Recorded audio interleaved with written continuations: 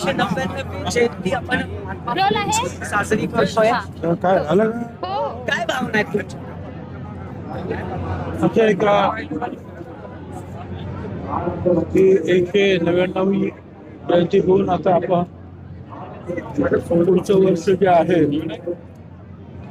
ते द्विशताब्दी वर्ष म्हणून महात्मा ज्योतिराव फुल्यांचं अख्खा देश आणि देशाच्या बाहेर सुद्धा साजरा करणार आहे. विशेषतः देशाचे प्रधानमंत्री मोदी साहेब यांनी सुद्धा जाहीर केलं की भारत सरकारतर्फे आम्ही ही द्विशताब्दी साजरी करणार आहोत. त्याचप्रमाणे फडणवीस यांनी सुद्धा सांगितलं, कमिटी वगैरे त्यांनी नेमली, भारत सरकारने सुद्धा त्यासाठी कमिटी नेमली आणि त्याद्वारे जे आहे त्यांनी सांगितलं की आजपासून वर्षभर वेगवेगळे कार्यक्रम. आज खानवडीला जे आहे महात्मा ज्योतिराव फुल्यांचं जन्मगाव तिथे एक अतिथी करण्यात आली. त्याचं उद्घाटन मुख्यमंत्र्यांनी केलं त्यांच्या हातात आणि कॅमेरा त्याच्या कार्यक्रमाला सुरुवात केली. कारण शिक्षण बाकीच्या तर गोष्टी होत्याच, अछूतपणा दूर करणं, शेतकऱ्यांना त्यांचे हक्क काय, त्यांचं कर्तव्य काय, शेतकऱ्यांच्या आसूडमधून चांगलं, गुलामगिरीतून जे आहे लोकांना त्याची गुलामी सहन करावी लागते आणि ती का करावी लागते, सगळ्या गोष्टी ज्या आहेत त्यांनी सांगितलं.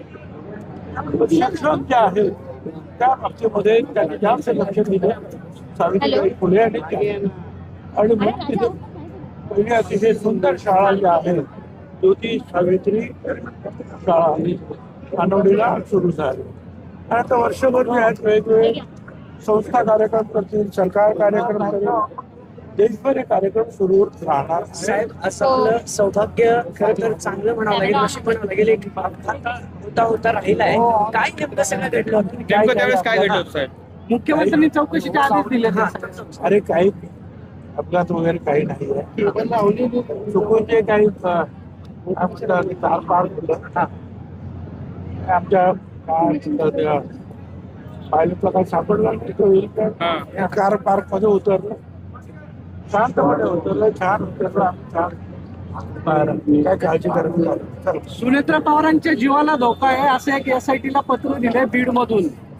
असं आहे की हे असेल तर निश्चितपणे त्यांना पण संरक्षण आहे, आणखी संरक्षण मुख्यमंत्री देतील आणि कार्यकर्ते सुद्धा सगळे त्यांची काळजी घेऊ.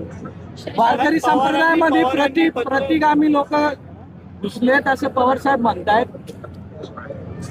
वारकरी संप्रदायामध्ये प्रतिगामी लोक घुसले असं पवारांनी भाष्य केले. शरद पवार अनेक क्षेत्रामध्ये जे आहेत पुरोगामी आणि प्रतिगामी आहेत, अनेक क्षेत्रात काही एकच क्षेत्र आहे अशातला भाग नाही, वेगवेगळ्या ठिकाणी.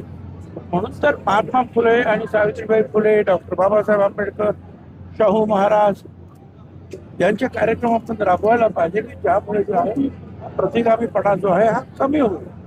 मनीषा म्हैसकर ज्या अतिरिक्त सचिव आहेत मनीषा म्हैसकर त्यांनी म्हटलंय की महायुतीमधल्या एका मंत्र्यांनी सांगितलं की महिला अधिकारी नकोय म्हणून त्यांच्या विभागात.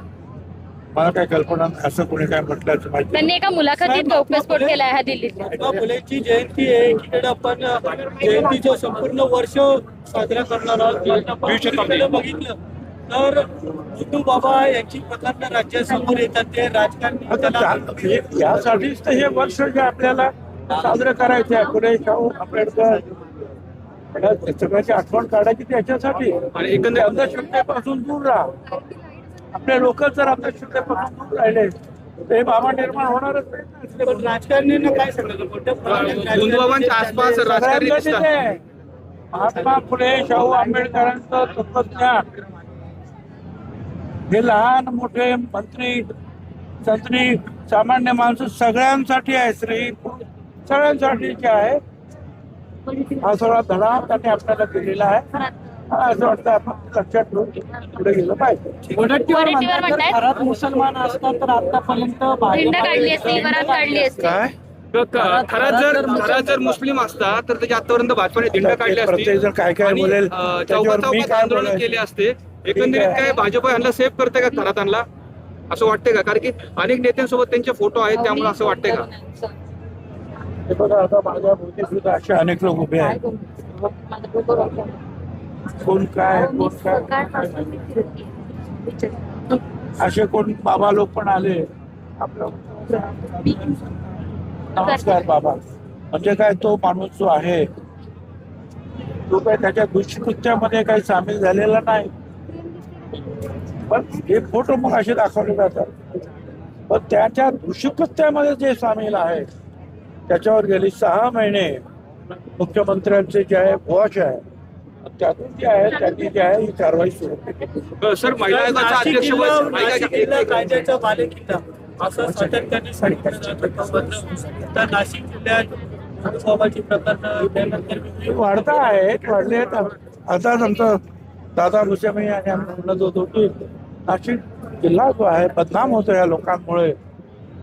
परंतु एक आहे की ठीक आहे पोलीस सरकार त्या संदर्भामध्ये जे कळलं की ताबडतोब कारवाई करतात. सर महिला आयोगाचं अध्यक्षपद महिला आयोगाचं अध्यक्षपद आहे ना रिक्त आहे, तर आपण कशा प्रकारे महिला आयोगाचं अध्यक्षपद रिक्त आहे तर अध्यक्षपदी कोण विराजमान व्हावं असं तुम्ही काय मागणी करणार आहात काय? त्या महिला विराजमान व्हावी. पक्षातलं कोण असावं असं वाटतंय तुम्हाला? आपल्या पक्षात महिला जी आहे ती चांगली कुठलीही महिला मुख्यमंत्री उपमुख्यमंत्री जे ठरवतील की त्या पदाला योग्य आहे न्याय देणारी आहे महिला. झाडांची का मुख्यमंत्र्यांनी जे अर्थ घातले त्यांच्याजवळ ठेवले परत त्या राष्ट्रवादीकडे अधिवेशन संपलेला आहे. जे आहे खात्यामध्ये निर्णय जे आहे त्याची पूर्तता जी आहे बारामतीची निवडणूक एकतर्फी म्हणजे बिनविरोध होऊ शकते. जे आहे की मोठे मोठे पक्ष आहेत काँग्रेस सहित त्यांनी सगळ्यांनी माघार घेतली त्या सगळ्यांचे आम्ही आभारी आहोत. शरद पवार साहेबांच्या गटानं सुप्रियात आहे काही म्हणजे सुरुवातीला सांगितलं की आम्ही नाही होत आभारी आहोत. स्वतः शिंदे साहेब हे फॉर्म भरायला आले. फडणवीस साहेब यांनी सुद्धा काँग्रेसचे जे सत्ता आहेत अध्यक्ष राज्याचे त्यांना स्वतः फोन तर असं उद्धवजी ठाकरे यांना सुद्धा फडणवीस सगळ्यांनी जे आहे ते भाग दिलेला आहे. त्यामुळे जे आहे आता काही जे आहे मंडळी उभी आहे अपक्ष वगैरे मला असं वाटतं की बरेचसे जे कमी पडलं का अपक्षांना माघार घेण्यासाठी नाशिकमध्ये झाडांची कत्तली सुरू आहे त्या संदर्भात काय? झाडांची कत्तल होते. एका बाजूला तापमान वाढत चाललेलं आहे. ग्लोबल नाशिकमध्ये नाशिक येथे झालं का नाशिक झालं पूर्ण झालं तर काय राहिलं? नाही झाडांच्या कत्तली सुरू आहेत कुंभमेळ्यासाठी नाशिकमध्ये. असं अति आवश्यक असल्याशिवाय या झाडांना हात लावू नये असं माझं मत आहे. फारच आवश्यक असेल तर गोष्ट होईल. परंतु आवश्यक जर नसेल आणि टाळता येत असेल तर ही झाडतोड थांबवली पाहिजे.